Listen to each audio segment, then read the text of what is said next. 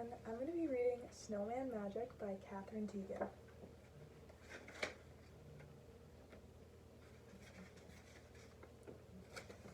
It had been snowing all day. Snowing, snowing, snowing. George was bored. There was no school, so he needed something to do. He kept looking out the window. Would it ever stop? The next morning, the sun was shining. When George looked out the window, everything was a brilliant white. The sun was so bright it was almost hard to look at. If he squinted, he could see it was very deep. It had to have drifted high against the slope in his backyard. George put on his warm socks and his snow pants and his flannel shirt. And then he put on his snow jacket, his boots, his mittens, and his hat. He was ready. Outside, the air smelled clean and cold. George was plunged into the snow. It was fluffy but crunchy too. He made a snowball and threw it against a tree. It was very, very quiet. George took some snow and packed it into a small ball. Then he started rolling in the ball in the snow. The ball got bigger and bigger. When the ball got too heavy to roll, he stopped rolling it near the bottom of the slope.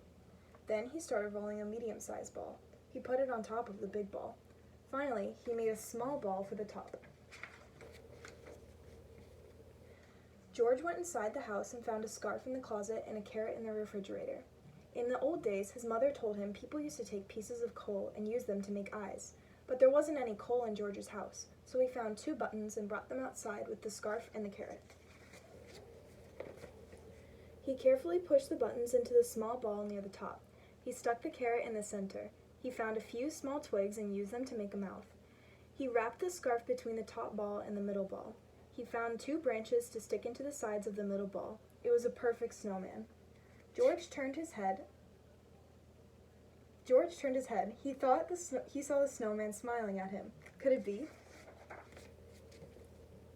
Time for a snack, said George. He went inside the house and got 2 mugs of hot chocolate and some cookies. He put them on the snow table. Would you like something to eat? George asked. I can't drink hot chocolate, the snowman said, but a cookie would be nice. It was magic. After their snack, George made a cave, tunneling deep into the slope. He piled up the snowballs at the entrance. Then he threw a couple at the snowman. The snowman made some snowballs and threw them back at George. His long branch arms helped him to throw the snowballs very far. It was hard to say who won the fight, but it was still fun. The snowman chased George around the yard, and then George chased the snowman. The snowman couldn't move that fast, so it was easy for George to sneak up on him. It was starting to get dark. George didn't want to go inside, but his mother was calling him.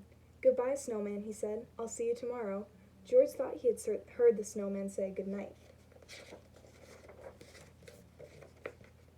The next day it was warmer. The sun was even brighter, and the snowman was shrinking. George played with him all day, but he could tell that the snowman didn't have quite the same energy.